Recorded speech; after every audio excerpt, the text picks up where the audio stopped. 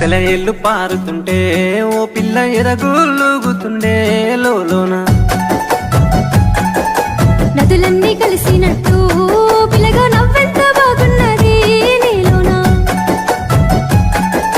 గాజుల సప్పులు గలుగల్లు మోగంగా గజ్జెల పట్టీలు గంతేసి ఆడంగా వరిగడ్డి మోపు ఎత్తి ఓ పిల్ల వయ్యారి నడుము పవే ఈ వేళ సిగ్గు